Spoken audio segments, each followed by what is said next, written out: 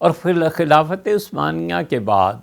چاروں طرف غلامی کے سلسلے تھے، اور آج وہی ممالک آزاد ہیں۔ یہ الگ بات ہے کہ اس آزادی سے فائدہ ہی نہیں صرف یہ کہ نہیں اٹھا رہے، بلکہ وہ مختلف اندرونی اور بیرونی سازشوں کا شکار ہیں۔ لیکن اللہ کی قدرت مختلف مواقع پر امت مسلمہ کے ساتھ رہی ہے، اور اللہ کی قدرت کے بعد دوسری چیز جو آپ حیرت انگیز طور پر دیکھ سکتے ہیں وہ یہ ہے کہ عیسائیت میں اللہ کی رحمت پر بہت زور دیا گیا، اور عیسائیت میں رحمت کا جذبہ رکھا گیا۔ اسے آپ ایک حد تک محبت سے تعبیر کر سکتے ہیں۔ یہی محبت کا رنگ جب چھوٹے اور بڑے کے درمیان قائم ہوتا ہے تو شفقت کہلاتا ہے۔ یہی محبت کا رنگ بڑوں کی طرف سے جب عنایات ہوتی ہیں تو رحمت بھی کہلاتا ہے۔ یہ مختلف طرح سے خدا کی رحمت سامنے آتی رہی، اور محبت جس کو عیسائیت نے غلبہ دیا، یا عیسائیت نے جس محبت کا غیر معمولی اظہار کیا، اور حتیٰ کہ وہ شرک تک پہنچ گئے، اور اللہ تعالیٰ نے فرمایا کہ انہوں نے رہبانیت اختیار کر لی، ما کتبناہا علیہم، ہم نے تو انہیں یہ نہیں کہا تھا، کوئی ضروری ان کے لیے قرار نہیں دیا تھا۔ ان دونوں مذاہب کو، اسلام کی قدرت اور دوسری طرف عیسائیت کی محبت اور رحمت کا غلبہ، ان دونوں کو ایک مشترکہ دشمن سے واسطہ پڑا، اور وہ بہت بڑے دشمن ان کے اللہ کی توحید کو برباد کرنے والے اور خدا کی توحید میں شرک کا پیوند لگانے کی کوشش کرنے والے وہ یہودیت تھی۔ اور جب ان کا ٹکراؤ ہوا تو عیسائیت کے ٹکراؤ سے محبت اور رحمت کا جذبہ ابھرا، جبکہ مسلمانوں نے اپنی قدرت سے مظاہرہ کیا، وہ قدرت جو باری تعالیٰ کی طرف سے انہیں عنایت کی گئی تھی۔ تو اس قدرت کو، اللہ کی قدرت کو، اللہ تعالیٰ کے قدیر ہونے کو، مقتدر ہونے کو، قادر ہونے کو جب اس کو اظہار کا موقع ملتا ہے، اور اسی طرح محبت کو جب اظہار کا موقع ملتا ہے، تو یہ قدرت اور محبت جہاں پہنچ کے جمع ہو جاتی ہیں اس کو کہتے ہیں علم۔ اس لیے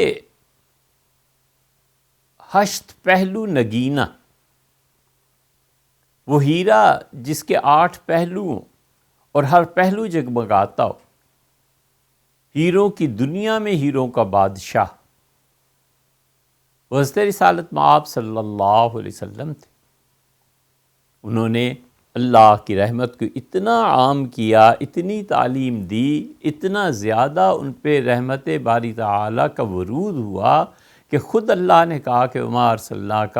اور ہم نے آپ کو نہیں بھیجا دنیا میں مگر یہ کہ آپ رحمت للعالمین ہیں، پوری کائنات کے لیے رحمت بنائے گئے ہیں۔ اس نبی رحمت صلی اللہ علیہ وسلم کی کہ کیا کہنے، اس رحمت کا کوئی ٹھکانہ ہے کہ قیامت کی شفاعت کبریٰ ان کی شفاعت کبریٰ جہنمیوں تک پر اثر کرے گی، اور جو ان کے ماننے والے اور مومنین ہیں ان کا تو کہنا ہی کیا۔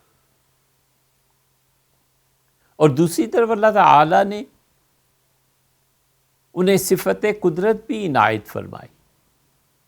اور اللہ کی قدرتوں کا ظہور ان سے ہوا، اور ان کے بعد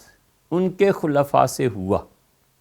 اسی لیے حضور اقدس صلی اللہ علیہ وسلم کی سیرت طیبہ کے مختلف پہلو دیکھنے ہوں